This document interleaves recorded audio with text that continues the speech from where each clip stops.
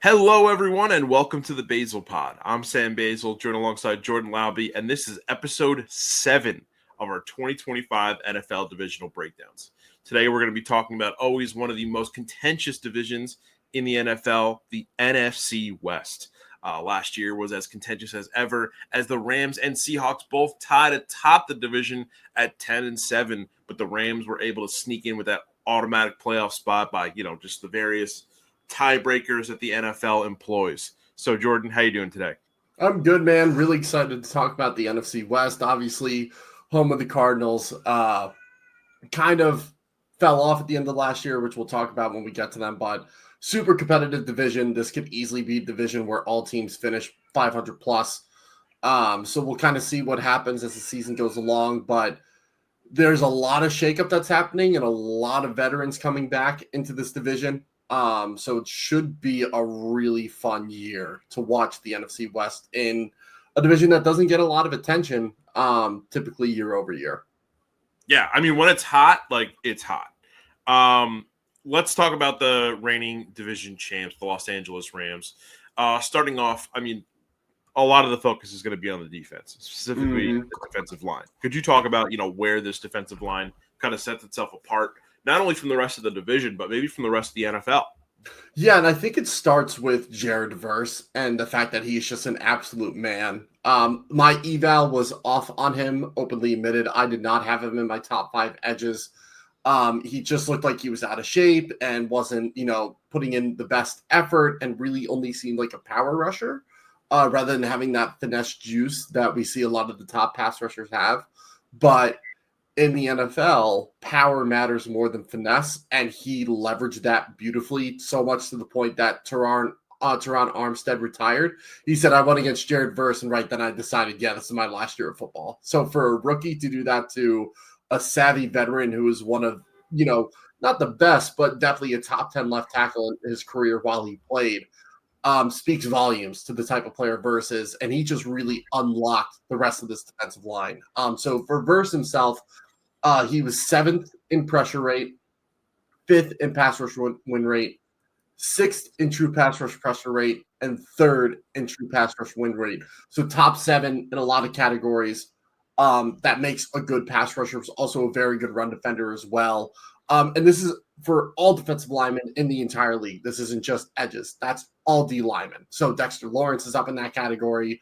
Chris Jones is up in that category, and he's ranking with those elite style defensive lineman as a rookie. So really cool to see that there.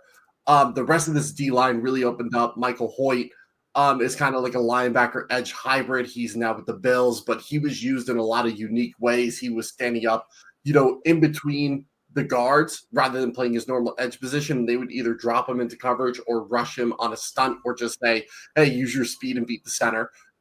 He's gone now, but I wanted to mention him first because he got used really uniquely.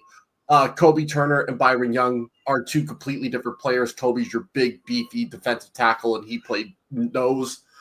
Like, he was a nose tackle, but he didn't exclusively play nose. He was definitely getting widened out as well. They didn't really use a traditional nose in this defense, but when they had one, he was the guy. And Byron Young is their speed finesse edge. He's one of the fastest defensive linemen in the league. And that came up on tape a bunch. But the one guy I want to point out is rookie Braden Fisk. And I was admittedly really, really low on him coming out of the draft. I think he was in my bottom 75 players on the board. Uber athletic, decent strength. He's a horrible run defender, and he was still a horrible run defender this year. And the pass rush chops were not great. They weren't what you want a defensive lineman to have, especially when we talk about that power skill set. He doesn't have that, at least not. That's not his main go-to, right? So I didn't think he was going to pan out. Plus, he was 24 as a rookie. So I was like, there's not much more to improve on. But what the Rams do a great job of is they put guys in situations that weaponize their skill set. And they said, look, we have a guy who's 290 pounds, and he's already one of the most athletic defensive tackles in the league. Let's use that. Let's use him up and down the entire line. And Next Gen Stats had him at 44 pressures. PFF had him at 51. With NFL Pro, you just see the Next Gen rated pressures. So he had 44. So I wanted to break down and go through the splits of what those pressures were like. I went through and charted each individually. And it was kind of, my understanding of how the defense runs, of what I ranked as like, a sack, a stunt, when he was a looper, his alignment, I'm usually on par with some of these definitions, but they may differ. So it's not 100% perfect. This is just my perspective. So in terms of true pass rush rate, where he wasn't getting stunted, that's where he got half of his pressures, 22 of his pressures. The other 22 came during stunts, where he was either the looper and someone was knifing in and he was looping around them, or he was getting upfield in a rush or knifing across the line and someone was looping behind him. So that's where he got the other 50% of his pressures. He had a 22.7% sack rate off those pressures, which is actually pretty decent. And that includes half sacks, strip sacks, full sacks, everything like that. His hurry rate outside of that was 73%, roughly under that, and then a QB hit rate of 4.5. So a good spread of pressures. His miss sack rate is like the one alarming thing. He had a 20.45 miss sack rate, and a lot of those were solo sacks where he was the first one there and missed. And a good chunk of those came within the first 3 games of the season against the Lions, Cardinals, and 49ers. He had 6 missed sacks in the first 3 games of his career. So we're looking at a completely different player if he makes half of the sacks in the first half of the season, and then he missed 3 others as the season went along. So can I ask you a question on those sacks? Go for it. So I mean, you talk about that missed sack rate. I mean, is that one of those stats though that you kind of had to go in and like watch the tape and kind of reevaluate each of those missed sacks? Because I mean, there's probably a balance, right, between like missed sacks on elusive quarterbacks and then just like a really bad attempt. You know what I mean? Exactly. Yeah. I mean, those missed sacks came against Kyler Murray and Brock Purdy, who were 2 of the best quarterbacks at avoiding pressure. And Kyler made him look like a JV football player in that week 2 game. So there is that perspective to it, right? But of 3 of those sacks, he had the quarterback wrapped up and the quarterback was able to wiggle out, so like, and 3 of the others, he was looping and coming around the corner and would not break down, and the quarterback would just step up and he'd be sliding and extending his arm out. So it's like, as he went along, those missed sack stops. He had 6 in the first 3 weeks. The rest of the season, he only missed 3 sacks after that. So like, he got better at controlling his speed, controlling his momentum around the bend, and being able to haul in these quarterbacks, right? And the rest of his missed sacks were on Geno Smith, Tua, and then Brock Purdy again. So again, mobile quarterbacks who know how to mitigate pressure. And then in terms of where he lined up, he actually had a really good split for someone of his skill set. He was over the guard in like a 2-eye or 3-tech 34% of the time. He was over the tackle either in a 4-eye, 4 or 5-tech 34% of the time. And then he was outside of the tackle in a 5-tech or wide 9 32% of the time, which that's a really high rate for a defensive tackle. But it's how they ran this front. They really ran a 5-man front more often than not because of all the different skill sets. I mean, they had 5 really good pass rushers and they didn't have great linebackers. So you're like, screw it. We're going to have 1 linebacker in, 5 guys rushing up front, and we have a decent secondary, so we'll just let them perform. And then on top of that, yes, they lost Michael Hoyt, but now they added Poona Ford, who's vastly underrated and such a fun guy to watch, and Ty Hamilton, who's a pretty decent, depth piece for this defensive interior. So I think they brought in a defensive tackle in free agency and drafted one because they're going to plan to use Fisk more on the edge. So you'll have an edge rotation of Verse, Byron Young, and Fisk, and then an interior of Kobe Turner, Poona Ford, and Ty Hamilton with some inside-out flexibility from Braden Fisk. And honestly, Jared Verse can move inside too if you wanted to get a mismatch somewhere. Absolutely. And what does a guy like Poona Ford add to this defensive line? He's a bit undersized, kind of like Braden Fisk, but he's got a lot of juice as a run defender. Like, his balance through double teams and reach blocks is some of the best in the league. He's also got some decent pass rush juice, and it seems like he's gotten better every single year. Like, he's not a superstar. Some might not even consider him a star, but he is, any D line that he's been on has been better because of him being there. Like, it's very rare that he makes a mistake, but it's also very rare that he makes a big splash play. So he kind of gets lost by the wayside when we talk about, the top defensive tackles in this league. Like, I don't think he's top 12, but he's definitely in that top 20 conversation of interior defensive linemen. And he's just I think he's going to fit in perfectly in this pass rush unit. And we're going to see a big breakout year from him because of how versatile the rest of the D line is to open up stunts and be used all over. We could see Poona Ford playing the edge too, just based on his athleticism. Yeah. And let's break down, where the Rams were before the bye and after the bye. Obviously, before the bye, they really struggled on both sides of the ball. But after the bye, they became a much more efficient team, both offensively and defensively. Could you talk about maybe some categories in which they really made huge jumps and allowed themselves to make that final playoff push? Absolutely. And as we've done all season, or all series, we're going to use the EPA metrics. So offensively, 18th in EPA per play, 22nd in EPA per drop back, and 4th in EPA per rush for weeks 1 through 5. So besides the rush number, below average in total play and drop back EPA.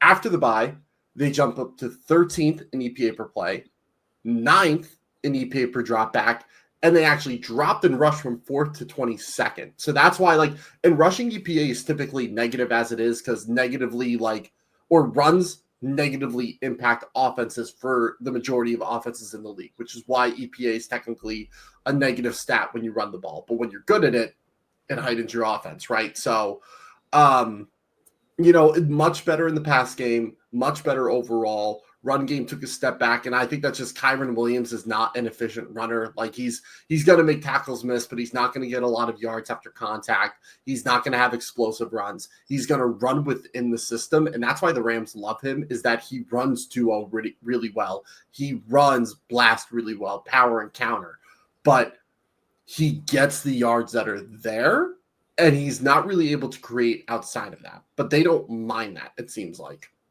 Which we'll talk a little bit about the running game a little bit later. But then in terms of defense, this is really where we saw a huge shift. In the first 5 weeks, they were 32nd in EPA per play allowed. They were the worst defense. 31st in EPA per dropback allowed, second worst. And 30th in EPA per rush allowed, third worst. So horrible defense in the first 5 weeks.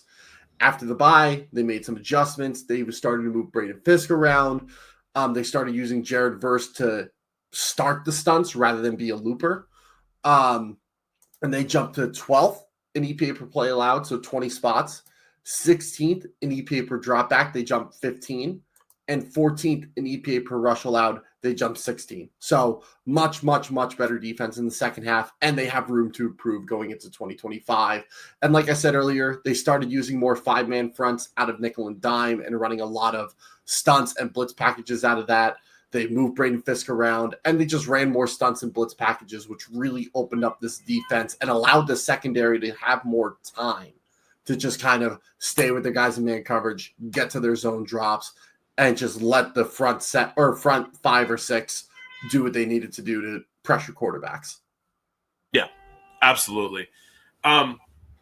Offensively, where do you feel like this team made some adjustments? Offensively, I just think sticking to more of the power run concepts, like I mentioned, but also utilizing more condensed formations and play actions, right? Also Cooper Kupp missed some time. So when Kupp came back and he was healthy and Puka was healthy, those two were great in tandem together. And that's when you saw this offense really explode and take advantage of defenses. Tutu Atwell was a fun wide receiver 4 to watch this year. It has the past 2 years, he got a really good deal for a wide receiver 4. I don't know what his usage is going to be going into the season now that Cooper Kupp is gone and he's with the Seahawks, which we'll talk about that in a little bit. But I think condensing the formations and giving Matt Stafford more blockers to give him more time to just kind of manipulate defenses with his eyes and make these reads and progressions really expanded on this passing attack as we got deep into the season. And this, I know the first half wasn't great for them, but they gave the Eagles a run for their money in that NFC divisional round. And they were the only team that really gave them a fit. Besides the Commanders, but Jalen Hurts missed that game, so I don't really count that. But really, since week 6, no offense had really given them issues like the way the Rams did in that NFC divisional round. Absolutely. And let's get into your dark horse for the Rams, tight end Terrence Ferguson. You've been very high on him in training camp. What do you like out of him, and where do you feel like he could also further elevate this Rams offense? He's like Tyler Higbee, who the Rams have, but more athletic. I think a better receiver, and just as good of a blocker. And he's going to improve throughout his career. I think he's the perfect tight end for this type of offense that likes to run a lot of condensed formations, a lot of 12 personnel. They like to move tight ends. And I think he's got the athleticism to be a move tight end or an H-back, or you can split him out in the slot. Like, there's a lot of fun ways he can use them. He's just a big body guy that Stafford can look to. You know, they're losing that. They don't really have the size in the receiver room, so they utilize that with their tight ends, and he's perfect for that. And he's going to get schemed open frequently, which when he was at Oregon, that's when he thrived on his targets, which like people will see that as a downgrade. Like, I didn't like Jadavion Sanders coming out of Texas last year because he was getting schemed open a lot. But that's not necessarily a bad thing when you're good on your scheme catches. Terrence Ferguson was great after the catch on his scheme targets and making guys miss and running through guys. JT Sanders, I didn't think was as good in that category, so I had a lower grade on JT. Different draft classes, but I had a lower grade on JT for that same reason. But it's not a bad thing, and they do a lot of design targets for tight ends in this offense. He should thrive. I don't know if he's going to start it all this year, but I think he's going to get at least the bare minimum 40% of tight end snaps in this offense and do something with it on maybe a quarter of those. Yeah. And let's move into one of the more bitter rivals of the Rams in this division, the Seattle Seahawks. Obviously, the Seahawks' probably biggest rival in this division is the 49ers, but definitely was competitive last year. Year two of the Mike McDonald era for the Seattle Seahawks. What do you feel like the expectation is for this team? They went 10-7, and they missed the playoffs off of tiebreakers. So when you have that, like what kind of goal do you set for this team? Is it playoff or bust? I don't think playoff or bust, but definitely playoffs and definitely winning the division. I mean, this offense was incompetent. Ryan Grubb was great at Washington, but it's very tough to run a similar college style offense in the NFL with, the difference in hash width, how you design things, the type of defenses you're facing. It's a completely different ball game, just in terms of spacing and the kind of players you're going against. So he didn't, and the toughest part about him is that he designs an okay pass game for the NFL, but his run game design is horrible. And I think that was really his shortcoming, especially with a really good running back tandem of Kenneth Walker III and Zach Charbonnet. So Clint Kubiak's going to come in. He's just a really, really good offensive-minded coach, and he's going to be perfect for the personnel within this offense. And namely, I just want to compare inside zone, outside zone, and shotgun and under center rates between these two offenses to show, just with one change, how much different the offense is going to look schematically, and how that better fits the players that they have in this scheme. So last year, the Saints ran zone 64.1% of the time compared to 42.5% that the Seahawks ran in 2024. And I know we're talking about the Saints, but that's where Clint Kubiak was. There should be similar rates going into this year, kind of like we talked about. I forget which team we talked about that with, but yeah, absolutely. A couple episodes ago, but same idea, right? He ran inside zone about 16% of the time, which was 23rd. The Seahawks ran at 22.4. So inside zone's going to dip, but outside zone is going to have a huge spike. Outside zone, just over 48% was ran with the Saints last year. That was fourth in the NFL. Seahawks ran more than half of that, 22.8% of the time or 23% of the time. So their outside zone rate is going to more than double going into 2025. Those numbers get even more extrapolated when they get under center. The Saints ran inside zone 10% of the time under center. Seahawks ran at 4.4. So a lot less inside zone under center from the Seahawks last year. That's going to increase under center for this Seahawks this year.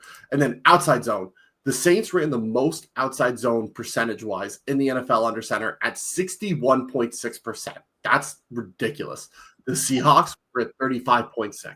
So we're going to more than double outside zone overall, and we're going to almost double it under center, which is just insane. And that's where Kenneth Walker and Zach Charbonnet are going to thrive in this offense.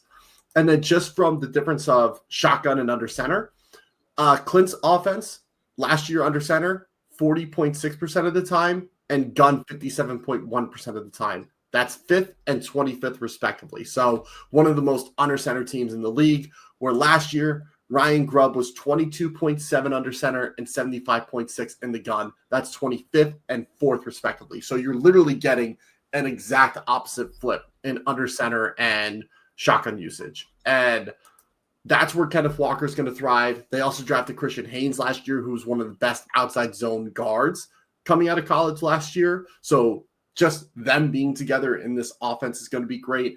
And Sam Darnold proved he can operate in this style offense. Minnesota ran a bunch of under center with Kevin O'Connell last year. Part of that, Rams, Sean McVay coaching tree. The Kubiak tree is kind of similar to that. So we're going to see this rush game evolve, this pass game evolve. They have a lot of weapons to utilize in the pass game. Obviously, Cooper Kupp, Jackson Smith and Jigba.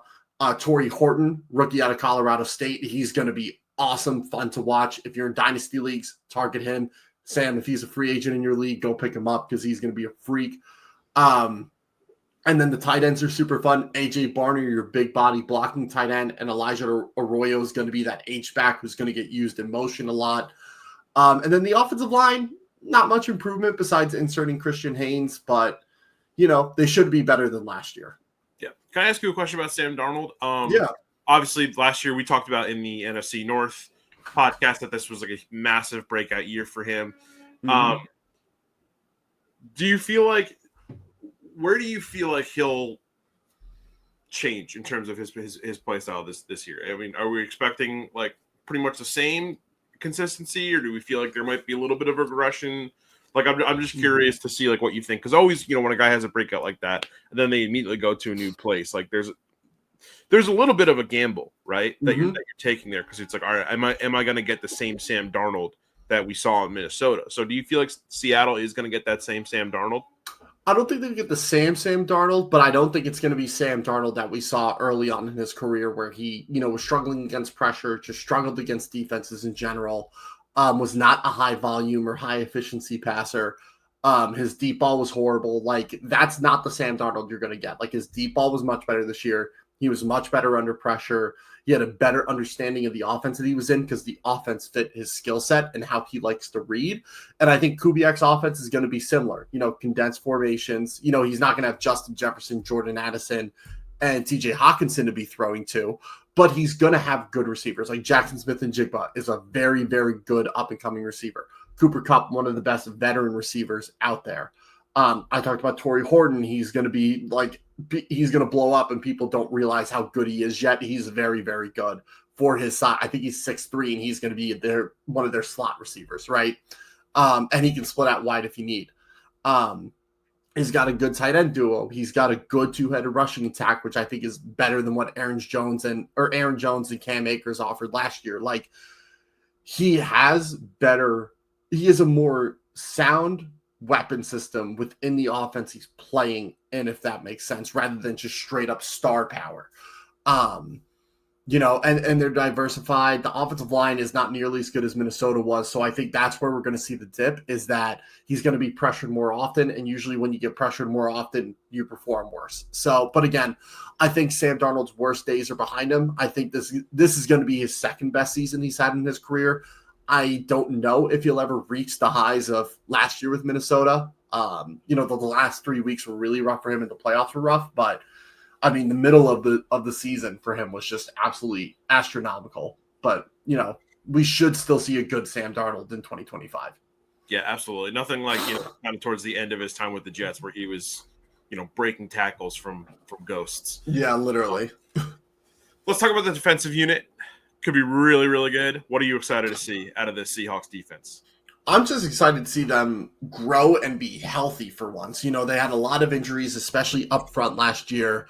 Some guys were misplaced just because they didn't have guys to play in certain positions that they had last year. And that should change this year, which is wonderful. But just going from EPA, last year in total, they were 10th in EPA per play allowed, 11th in EPA per dropback allowed, and 13th in EPA per rush. So all good metrics.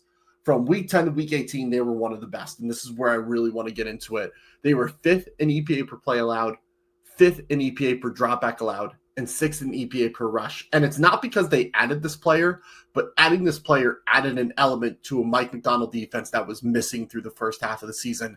And that's Ernest Jones IV, one of the best blitzing linebackers in the league and pass rushing. And he's fine in zone coverage, but blitzing is really where he makes his money. And the Seahawks are so multiple that they were missing that. So they kind of just sent 4 or 5 from up front and didn't really blitz anyone until they got him. And once they got him, I mentioned this last episode, I think the whole geography of the defense changed. And that allows, like we see all with the Rams, they switched to 5-man front and they ran different unique pressure packages. That's what the Seahawks did, just from different angles. Like it was more inside out rather than outside in, like the Rams ran last year. And just getting into this unit, they added DeMarcus Lawrence of free agency. And on the edge, he's going to be paired up with Boye Mafe, who broke out last year and was really solid. Uchenna Nwosu, who's just a super uber reliable edge. And Derek Hall is a really good 4th option to have in that edge group. Interior defensive line, Leonard Williams, another really good savvy veteran. Byron Murphy II, he played a lot of nose snaps last year. He's a really good D tackle, but he's not a nose. He's going to be playing a lot more 3-tech, 4-eye tech, 4-tech, and that's going to be really beneficial for him in his development and just opening up this defense. And then they have Jaron Reed and Mike Morris just going to help fill out in those base packages or, giving them a breather if they need it in nickel and dime packages. Linebackers, we talked about Ernest Jones IV, and then Tyrese Knight, kind of a decent coverage linebacker. So when he blitzes, Knight's going to be the one dropping back, covering over the middle of the field. Corners are really deep. Tariq Woolen, Devin Witherspoon, who is one of the best nickel corners in the league, especially when stopping the run. He is a menace. Josh Joby, Nehemiah Pritchett, and Shaquille Griffin, all solid players in their own right. Not as good as Tariq and Devin Williams, but still solid themselves. And then the safety group is really good. Kobe Bryant, who's not, the Kobe that we know, but, yes. In the NFL, made the full-time switch to safety. We'll talk about him in a little bit. Julian Love is a really good, strong safety playing in the box. And then they drafted Nick Imanwori, who I wasn't high on in this draft. I thought he struggled with pursuit angles and phasing well in coverage. But to learn behind Kobe and Julian Love and kind of be this, guy that comes in nickel packages and plays dime linebacker because he's 6'3", 225. Like, he's a big dude, and he's a really good athlete for his size. Like, he's not going to be asked to start right away. He's going to be asked to be a package guy and fill in and learn different angles and learn different coverages through the season rather than just saying, hey, you need to learn all this by week 1. So that'll be really good for his development. I think he fits in really well with Mike Macdonald. He's going to play I don't think he's nearly the same caliber player, but he'll be that Kyle Hamilton type player where wherever they need a big body, they're going to plug and play him. Whether it's, they're in a 4-3 and they need him at strong safety to hold down the edge on the backside, he's going to be there. If they're running a penny front and he's the third safety who's going to be in the box or like next to the linebacker, he's going to be in that spot. So it's a really, really neat pairing, having him and Mike Macdonald, and the second round value is pretty solid for the type of player he is and how he fits into the system. Yeah, and let's talk about Kobe Bryant when you mentioned him. He is your dark horse this year. Mm-hmm. He's an incredibly, he's probably been one of the most reliable guys on the Seahawks offense. He gets a lot of snaps. He's highly efficient in several key categories for safeties. Could you kind of expand upon his efficiencies? Yeah, absolutely. So like I mentioned, this was his first year playing full-time safety, I believe, in his career, because he was a corner when he was at Kansas and played corner early on in his career. It really struggled there, but they moved him to safety because they had a need, and he was awesome. So out of all safeties with 500-plus snaps at the free safety position, we're just going on PFF numbers here just to keep things simple, but he was 9th in defense grade, 6th in run defense grade, 9th in tackle grade, and 10th in coverage grade. And this is his first year ever playing free safety in a very complex defense.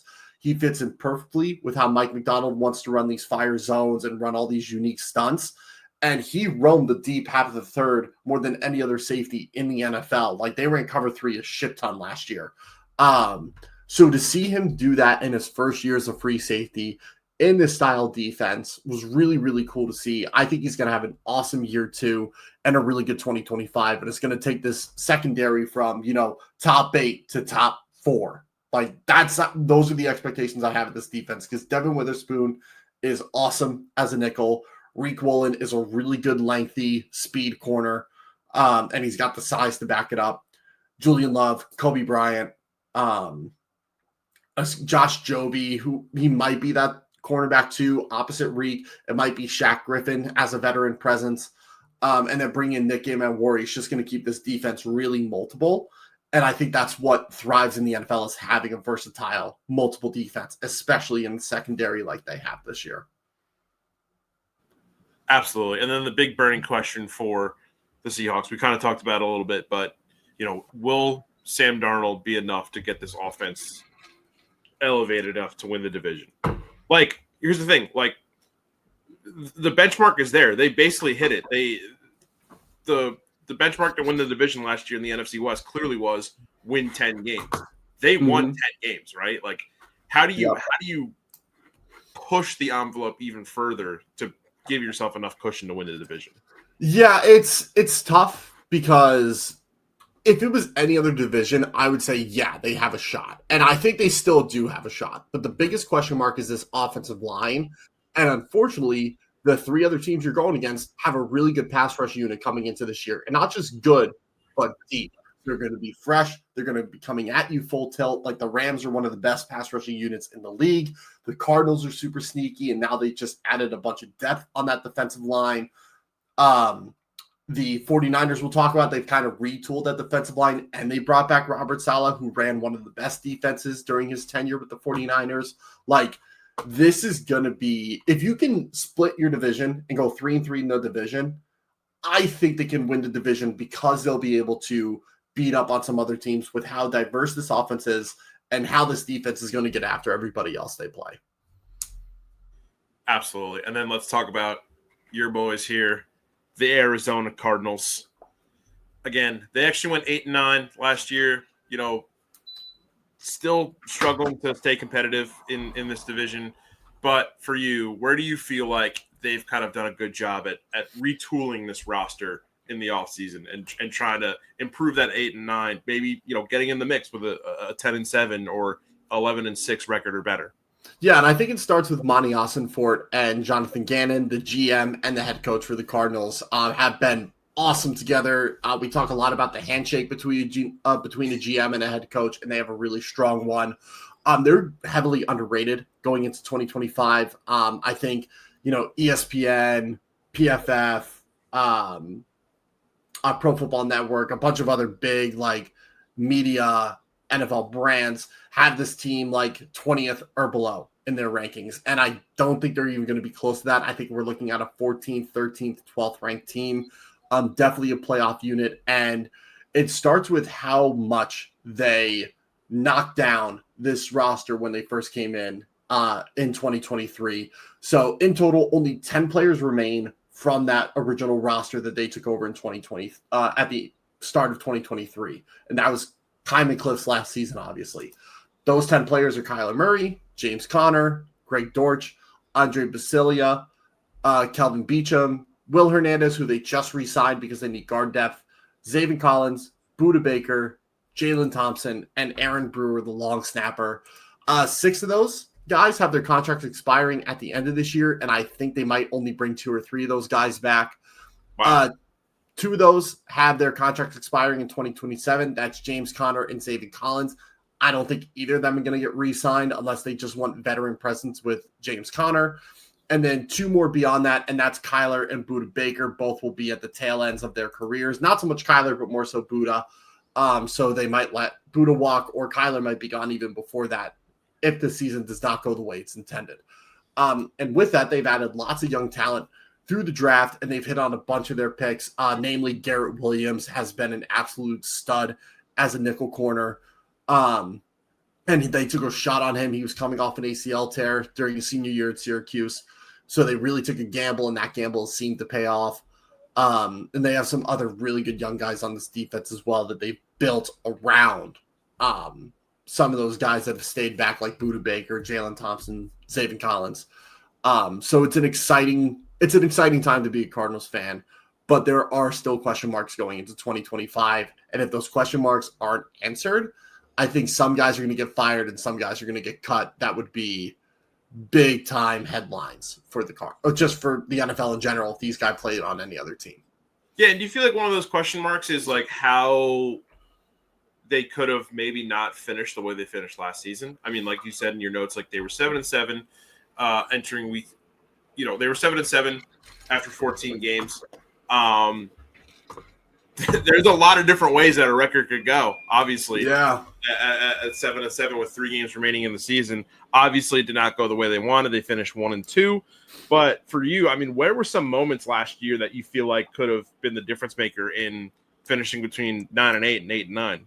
Yeah, it's Kyler. Like Kyler really struggled at the back half of last year. Was looking really good. Again, MVP type play through the first 6 weeks, and then the middle weeks he was playing well.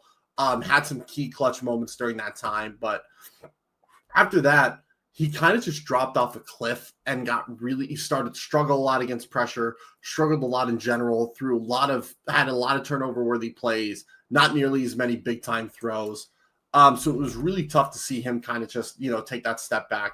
But I think the other side of that is Drew Petzing, the offensive coordinator, and not being like, he's an awesome run game designer. And that's why they have one of the most efficient rushing offenses.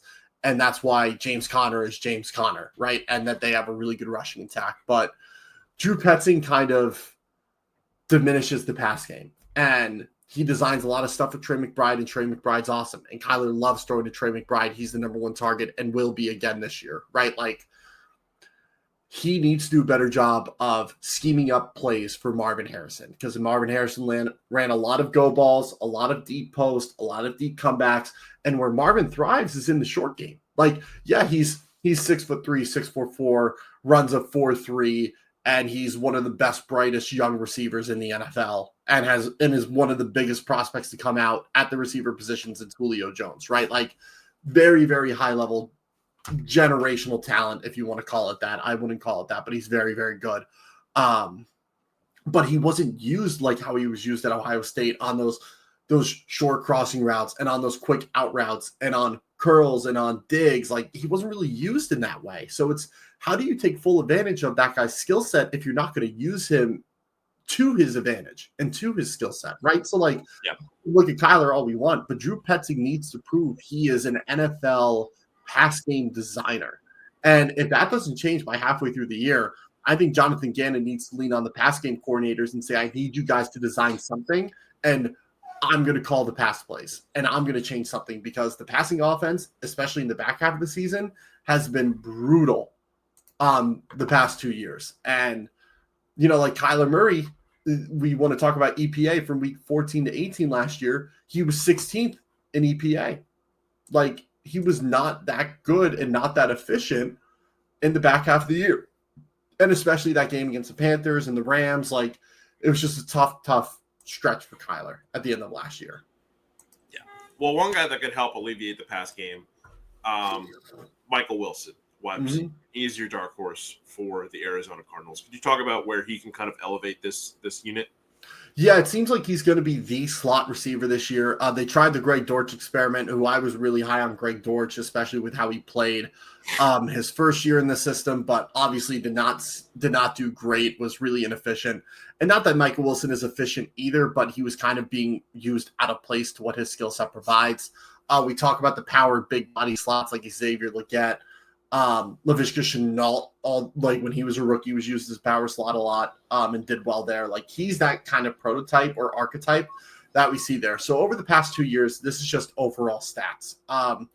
1,113 yards at a 13.1 yards per reception rate. He had 85 catches on 129 targets for basically 66% reception rate. He was using the slot just over 30% of the time. That's going to spike. It's probably going to be double that going into this year, probably 60 to 70. He's not the best yak guy, but he's a really good jump ball and go up and get it. And that's why they want to use his big body in the middle of the field, is to help Kyler with his middle of the field passing, because that's where he struggles a little bit, is that intermediate area over the middle. So that should alleviate, some room there. But outside with yak, 281 yards after the catch, 3.3 yak per reception, not great. and 1.22 yards per route run. Inefficient, but again, he's the third or fourth option in this offense, at least the past 2 years. So going into year 3, that should spike up, especially being used in the slot more. 12.8 average depth target. I expect that to drop because he's going to be in the slot. But contested catch rate, pretty good, 54.3%. That's pretty good for a guy of his size. 56 first downs and a 94.9 passer rating when targeted. Like, just a solid, reliable receiver. And now you're going to put him where he actually fits with his skill set and will allow Kyler to find more stuff over the intermediate part of the field in the middle. I think that he's a good dark horse to have. There are a couple directions I wanted to go, but I think he's going to have, out of everyone that's kind of looking to take that next step, he should be taking the biggest step because of how differently he'll be used this year. Yeah, absolutely. And we just had some big trade news. It's actually involving the 49ers. Don't look at it because I want to get your reaction when we get to the 49ers segment. Can I take a guess who it is? I haven't looked at it, but can I take a guess? Yeah, take a guess. Brian Robinson Jr. to the 49ers. No comment. We're gonna get onto the big Cardinals. We're gonna get onto the big. Actually, we're gonna get to the big Cardinals question, and then we're gonna. Are you shitting me? No way. All right, so let's wrap up the Cardinals really quick. Well, can we talk about this defense real quick? Let's talk about the defense. Let's talk about the defense. But this defense is so underrated, and like people, I hate when people like say like, "Oh, the Cardinals' defense is good." Yeah, they're good. If we look at from week 9 to week 18, they were 10th in EPA per play allowed. Before that, they were 29th. They were 6th in EPA per dropback allowed from week 10 to 18. They were 30th before that. And EPA per rush allowed, not great, 23rd, but they were 29th before that. So they improved in a lot of areas, especially pass defense. And now this D-line is going to come back fully healthy. You have Darius Robinson, who was hurt most of last year. He's going to be in there. They added Calais Campbell and Dalvin Tomlinson as really good veteran presence pieces for this interior rush unit.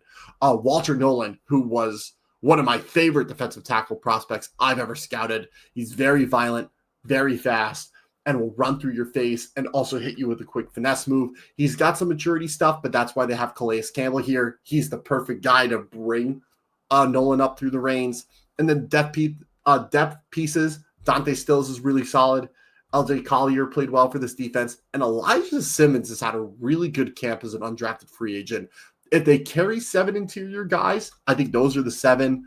But, I think this defense is going to be much more improved, especially because that front 5 or those interior 3 being 7 guys deep is going to be sick, even with, they have Baron Browning, Zaven Collins, BJ Ojulari, and Jordan Burch they just drafted. Like, they have a pretty good edge group to go along with that. So I think it's going to be a really, really good defensive year for the Cardinals. And Nick Rallis is one of the brightest young defensive minds in the NFL. He's only 31 years old, took the DC job at 29. So he's learned a lot in his first 2 years, and now he has a full defense to run with that. Oh, and I have to mention Will Johnson. If he's fully healthy, that's a hell of a deal in the second round. He's a freak. Totally. And then the big question for the Cardinals, can they, and specifically Kyler, just keep their composure during the back half of the season and make a push? I think they can, as long as the offensive scheme stays not the same, but they make minimal adjustments rather than these big adjustments, or they get too vanilla. Because the problem Kyler has is in the first half of the season, he's scrambling around. He's making plays on the move. And then halfway through the year, for whatever reason, he decides he wants to play more in structure, or they're telling him to play more in structure and stay in the pocket, or defenses are doing a better job of containing him. Like, he's got to get more creative and have better improvisation in those moments to still use his athleticism and make plays happen. Because when you look at his pocket mobility in the first half of every year he's played in, he's fantastic. In the second half, he just stops doing it and the offense crumbles because of it. So he just needs to be Kyler and not try to be this pocket passer, because he's decent at that, but he's much better on the move and out of structure. Absolutely. And let's get into our final team of the day, the San Francisco 49ers. Bad podcast pacing on my part, but all good. I got the notification and I was like, oh my God. So yes, you were right. Brian Robinson is now a San Francisco 49er. He was traded from the Commanders to San Francisco in exchange for a 2026 6th-round pick That's obviously via ESPN's Adam Schefter. Wow. All right, let's start off right now. Let's talk about it. What is the impact of this trade for San Francisco? It gives him a good running back behind Christian McCaffrey. And I love Isaac Guerrero, and Jordan James was solid out of Oregon last year, but the health issues are oddly a concern with both of them. So, and CMC has his own injury concerns to go along with that. So by adding Brian Robinson, who's kind of the guy got shot his rookie year and was playing his rookie year and was playing really well his rookie year, right? So this is a guy who, and I know in the NFC East episode, I kind of shit on the Commanders' rushing offense, but Brian Robinson is a good running back. I think there are some better running backs in the NFL than him, but for what he does, he's good at it and just getting downhill, getting north and south. Not the shiftiest guy, but he will run you over, and that's how he gets his additional yards where other guys have to make a move. Yeah, he's more of a power back, but I wouldn't even call him a power back because he's got breakaway speed for at least 10 to 20 yards. He's got burst. He's got good ball carrier vision. Totally. He's got some wiggle. So, I don't want to put him in the power back archetype because then it just sounds like he just runs forward and runs people over for 1 or 2 yards. That's A.J. Dillon. A.J. Dillon does not have the wiggle.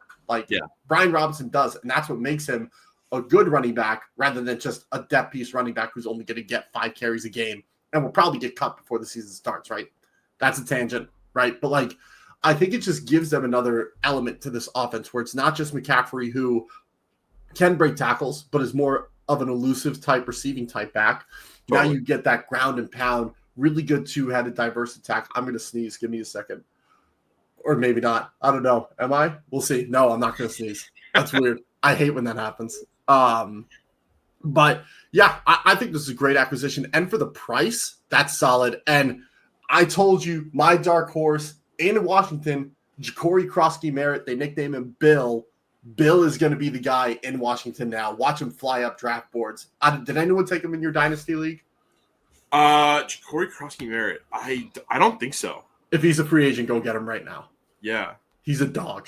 Let's see if someone's got him. And I know all the fantasy buffs are going to be like, oh, well, you shouldn't do that. They have Chris Rodriguez. They have Austin Eckler. Like some rookie who only had good runs in preseason. I'm like, that doesn't matter. His skill set's great. He's been getting hyped up. He's a damn good athlete. And when he was running with the ones, he looked like a starting running back. Yeah, he got scooped up. Yeah, of course he did. Yeah. Tough. But my dynasty draft is Sunday, and I don't want to reach on him, but I might have to now. Yeah, I don't know if we've mentioned this while recording on this podcast, but if you don't play fantasy dynasty football yet, or dynasty fantasy football, play it. It's do it. It's awesome. All right, let's move outside the run game. Big, buttoning that up, big acquisition for the 49ers. Very, very interesting. It's going to be very interesting also when we do our addendum piece for the end of this podcast. For those of you who don't know, who have been listening, obviously, as we see right now, the NFC East pod that we just did, there's going to be some changes from what we've talked about. So we're going to be wrapping everything up right before the start of the season with an addendum podcast where everything that maybe has kind of changed, any rosters, moves, any injuries that have happened, we're going to be talking about it as kind of footnotes for the podcasts that we've already done, and just so we can stay as up to date as possible. And this is kind of this segment is kind of a little bit of a preview of that. Let's get out of the run game and into the quarterbacks. Brock Purdy. People have accused him of being a system quarterback. Obviously, he was Mr. Irrelevant. There's always been talks of what his ceiling could be, but he continues to defy expectations. What could you say about Brock Purdy in this San Francisco 49ers system? A lot of people say he's a system quarterback, like you said, but he is not a system quarterback. He is the system in San Francisco. And everyone freaks out when I say that, but let me just paint a picture for you, right? They've had a plethora of QBs in the Kyle Shanahan era. Namely, Jimmy Garoppolo has been the big name in that kind of bunch. And yeah, he won a lot of games in his starting tenure with the 49ers. But he wasn't nearly as effective or as good of a passer as Brock Purdy is. And where Jimmy Garoppolo had his weaknesses, those are Brock Purdy's strengths. And we're going to get into that as I break down, his efficiency, how he does against pressure, how he gets the ball downfield. You can look at all you want. Oh, he's got Ayuk. He had Debo, George Kittle. They added Christian McCaffrey. They have all these weapons, but then in the same breath, people are saying, oh, Debo's washed. Debo's fat. Oh, Ayuk had one good year. George Kittle's old. Christian McCaffrey's injury prone. You can't make both sides of the argument. So I'm going to make a clear argument for you that Brock Purdy is a top 8 quarterback in the NFL and is pushing for top 5. Okay. So since he became the starter at the end of 2022, he is first in EPA per play, first in EPA plus completion percentage over expected composite score, first in adjusted EPA per play, and first in success rate, all top of the league in efficiency analytic categories and playing above expectations. Going further, 5th in completion percentage over expected. People will say, oh, he just dinks and dunks. He just checks it down. Nope. He's tied 8th in air yards. He pushes the ball downfield. He is 2nd. Now we want to go to box score. He is 2nd in passer rating, trailing only Lamar Jackson. And he's over 100 in passer rating, mind you. He's one of only 3 quarterbacks with over 100 passer rating. He's 5th in completion rate. He is 1st in yards per attempt. He is 8.9 yards per attempt. The next closest is 8.1. So he's getting the ball downfield, and he's hitting his guys for big-time yardage. To go with that, since he's been the starter, he's the 5th most pressured quarterback in the NFL in terms of pressure rate, but he is the 4th lowest pressured to sack rate in the NFL in that span. And then against pressure as a passer, he is 6th in adjusted completion percentage, 1st in yards per attempt. He has the 6th lowest turnover-worthy play rate against pressure, and he has the 2nd highest QBR versus pressure. Like, he is a better top 10 claim than Jalen Hurts, Justin Herbert, Kyler Murray, and Baker Mayfield when you look at those numbers alone. And I'm tired of people, like my buddy calls him Brock Turdy. He's not Brock Turdy. He is the reason why San Fran made it back to the Super Bowl and why they were even somewhat good last year is because of Brock Purdy. With all the injuries they had offensively and defensively and how piss poor this offensive line has been, you put any other QB back there besides the big 4, the 49ers are worse in every single year since Brock Purdy's been in the league. And I'm a Cardinals fan. I should not be rooting for the guy. I should hate him. He's our rival. And I can't say anything more than that. Like, he's so damn good, and he gets disrespected for no reason because, oh, he's Mr. Relevant, and it's a trendy thing to do to shit on, late round quarterbacks like Dak Prescott. I know Jalen Hurts wasn't a late round quarterback, but like a 2nd round guy, not a 1st round pick. Like, what happened? And I don't know if it's because Tom Brady was a 6th round pick and he was so great and people hated Tom Brady, but like, why do people shit on late round QB so much when they succeed? Like, it is the most bizarre thing to me. Like, you should be rooting for that guy because he's the underdog. He's the guy that is defying expectations and is showing you that you can get it done even if you don't have all the tools on paper, right? So, like, I just don't understand it. I'm sorry. I can't stop laughing at Brock Turdy. Brock Turdy, man. It's so crazy. Funny. I can't help but laugh every time you say it. There's no like kind of better way to shut down an argument, though. You just listed all those. It's kind of like the epitome of sports discussions, right? Where it's like, you just rattle off all these different efficiencies, all these different PFF ratings, all these different like highly academic like statistic things as to why Brock Purdy is an elite quarterback. And I didn't even bring up PFF at all. And his PFF grades are good. I didn't even bring that up. But you know what I mean? Like PFF-esque kind of things. Like you're bringing up all this stuff. It's like, yeah, well, you know what? Brock Turdy. Yeah, Brock Turdy. Like, okay.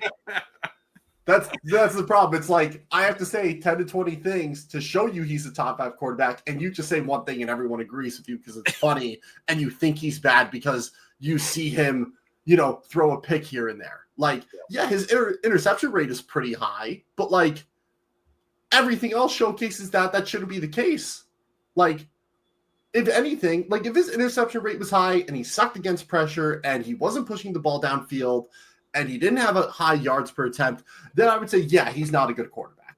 But that's the one stat that kind of goes against all of the other 10 to 20 things I just listed where he's great and excels at. And if you don't believe me, watch a full 49ers game and see how the offense evolves from the start of the game to the end of the game. And pick any team you want. Go on NFL Pro, get a free month subscription because you get a free trial. Maybe it's only for a week, but just pull up Brock Purdy passing and just look at his passing. Look at his passing when he's pressured. Like, he mitigates pressure better than almost any quarterback in the league. Like, he is very good, and I'm tired of people pretending that he's not. Yeah, absolutely. I agree with you. I think Brock Purdy's great. But if you are listening to this podcast or watching this podcast, let us know by commenting hashtag Brock Turdy on YouTube or tweet at us hashtag Brock Turdy. Please. Oh man. That's too funny. The defense. Sorry, I had to. Let's talk about the defense and former Jets head coach Robert Saleh. Obviously, Robert Saleh is kind of a homecoming for him because he spent some time here as the defensive coordinator from 2017 to 2020. Obviously, one of those years was the year that they went to the Super Bowl and lost the first of the 49ers Super Bowls against the Chiefs. So what can Robert Saleh do back in San Francisco that he couldn't really get done in New York? I think, and we've said this in multiple episodes, but there are coordinators who are very, very good coordinators and are not good head coaches. And Saleh falls in that category because if you look at his time as a DC in San Fran, when they were rebuilding this roster, he ran one of the best defenses from 2017 to 2020. And again, we'll look at EPA. We'll just keep it simple. 10th in EPA per play allowed, 14th in EPA per dropback allowed, and 6th in EPA per rush. And once he had his full-fledged defense the way he wanted in 2019 and 2020, they were top 5. They were 3rd in EPA per play allowed, 4th in dropback, and 4th in rush EPA allowed. Like, they were awesome once he had his full defense. And not that this defense is where it should be, but they are deep in a lot of critical areas between veterans, rookies, free agents. They have a really strong system where Saleh can come in and immediately elevate them back to top 10 where they were when he left and eventually get the top 5 next year or the year after, right? So, and just listing off some of the guys, obviously Fred Warner, the best linebacker in the league. He's awesome and has been awesome for a really long time, and he's the main focal point on this defense. Joey Bosa is a really, really good edge rusher and a sound run defender as well. He's the number 2 guy on this defense, in my opinion. Diomorde Lenore, cornerback, is really, really good as well. He kind of doesn't get a lot of attention, but he just signed a mega deal. I believe it was last year, this offseason. Really solid cornerback for them. And then 2 second-year players I wanted to point out. Renardo Green out of Florida State got limited snaps last year, but did well on those. And Malik Mustafa, we'll talk about him in a little bit. Played a little bit out of position last year, but still played pretty well and was one of the best rookie safeties in the NFL last season. And then in terms of talent they added through the draft and free agency, Michael Williams out of Georgia does not get talked about enough. I thought he was a lot better than what people thought. He played pretty much all over this defensive line, but when he played as a true edge rusher in pass rush situations, he was one of the best in college football, and you saw his process. He could do a bull rush. He could do a side swipe scissor. He could do a cross chop, a swim move, a ghost stab. Like, he had a really good pass rush arsenal. He just didn't get to use it often. So now he's going to be opposite Joey Bosa, rushing the passer that way. Then they added 2 really good defensive tackles, Alfred Collins, who's a sick run defender, and CJ West, who's a good pass rusher. Both of them might be starting by the end of this year. So you'll have a starting defensive line of 3 rookies and all-pro Joey Bosa. So really good solid, Nick Bosa. Why did I put Joey? That's so silly. Nick Bosa, not Joey. Sorry for the people listening. But then other additions they added for depth pieces, your Turk Gross-Matos from Carolina, and then Bryce Huff from, he was with the Jets, then Philly, didn't really do anything there, now goes to San Fran and reunites with Robert Saleh. Your Turk Gross-Matos, just a run-stopping edge, and Bryce Huff, one of the best pass-rushing edges in the league. Lots of good efficiency numbers in that area. They added some good linebacker depth in Nick Martin, Luke Gifford, and Chaz Surratt. Surratt's another guy who was with Robert Saleh, came over. And then in the secondary, they had Jason Pinnock, who is projected to be one of the starting safeties and was good in his time in New York. And Upton Stout, third-round rookie, is going to play nickel, it looks like. So really good additions all around to get this defense kind of loaded and deep, which is what Saleh likes in his defense, is having a lot of guys to use in a lot of different ways. And even though he's not going to blitz a lot and he's going to rush 4 most often, that allows him to rotate a really deep defensive line and keep that pass rush fresh and just let a really deep secondary and linebacker crew work together in the back half of the defense. Yeah, and let's talk about your dark horse. You mentioned him, safety Malik Mustafa. What do you like out of this guy? It seems like you feel like under Coach Saleh, you feel like he's going to be playing in a much more comfortable position than he has in previous years. So where do you feel like Coach Saleh's playbook really kind of helps him succeed here?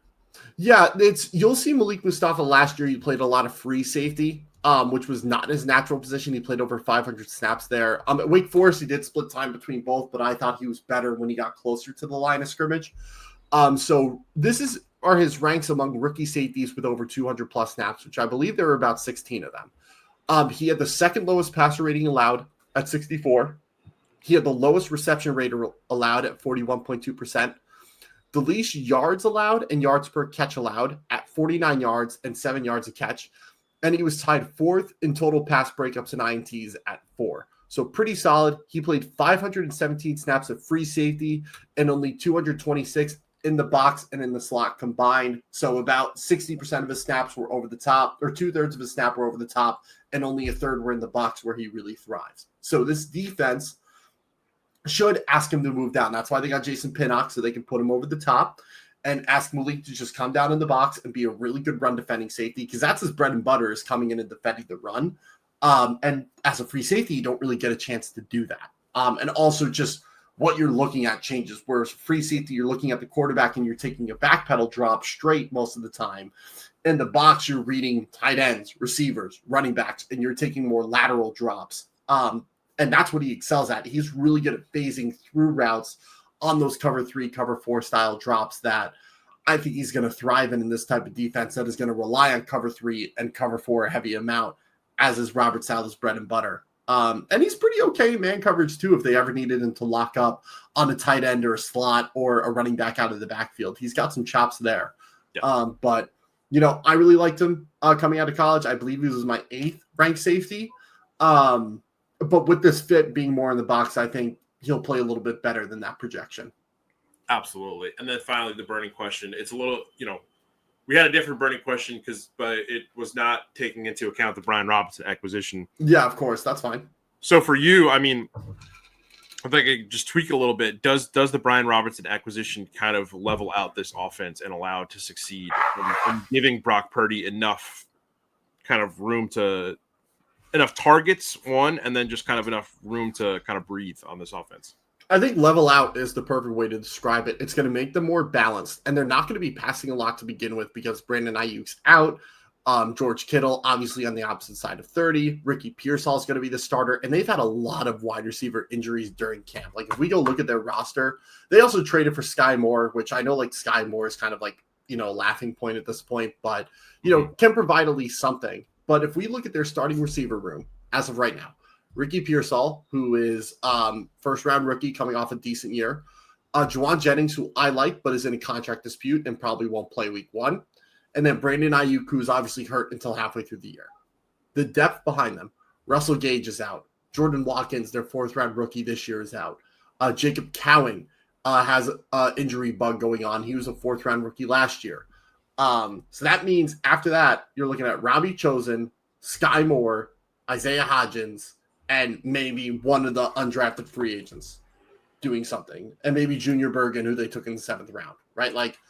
We're looking at a unit that is not deep at all until halfway through the season and until Juwan Jennings gets his contract situation figured out, right? And I don't know. And with the running back room, they've placed 2 running backs on IR. So, adding Brian Robinson will give them some more depth in the running back room to be able to just kind of run amok and do what they need to do and develop the running game, which will help develop the pass game. Yeah. So I think, we talked about Brock Purdy. They could pass as much as they were, and Brock Purdy can still be a solid guy in this type of offense, even with all the injuries and even with some of the changes to their personnel, right? Like, I would still lean on him. Obviously, lean on the running game a bit more now that you have a good two-headed running back attack. But, I think leveling it out is going to be what's best. And I think that was a great point you brought up, is not over-relying on Brock right now. Is that because he doesn't have full strength. And yes, he's a damn good quarterback, but he doesn't have the full strength of receivers. Like, if this happened in any other receiving room, you would hope your quarterback is going to run the ball more with the guys behind him. Like, if this was Lamar Jackson and he had Zay Flowers in a contract dispute, Rashad Bateman was going to be out for the year, D-Hop is an aging veteran, Mark Andrews is an aging veteran. Like, and Derrick Henry was like their only running back, and they traded for Brian Robinson. Let's say Justice Hill and Keenan Mitchell were down. Like, every Ravens fan would be like, yeah, we should run the ball a hell of a lot more than we did last year and just lean on Lamar and Derrick Henry's legs and pass only when we need to. Like, and Lamar is a top 2 quarterback. Like, any other fan of any other team, if they were in this exact situation, they'd be saying the same thing. And I feel like a lot of people, if the 49ers don't succeed, they're going to write off Brock Purdy even earlier than they normally do. Yeah, absolutely. So that wraps up, the NFC West for us. That brings us to 7 of 8 NFL divisions covered, 28 out of 32 teams all set. If you want to, go back and check out some of the divisions that we've already done, head to houseenterprise.com, head to our YouTube channel, head to, wherever you can get your Basel podcast on Spotify. And then if you want to listen to an individual team breakdown, we've got a full playlist for you on YouTube where we've broken down each segment of every podcast that we've done talking about your favorite team. For more great football coverage, make sure you head to houseenterprise.com. Follow us on the socials that you see down below. Follow Jordan at Jordan Laube, FB, and then follow me at the socials you see on the ticker now. And then once again, if you listen to this podcast, please comment Brock Purdy. But until then, for Jordan Laube, I'm Sam Basel. This has been the Basel Pod, and we'll see you guys next time.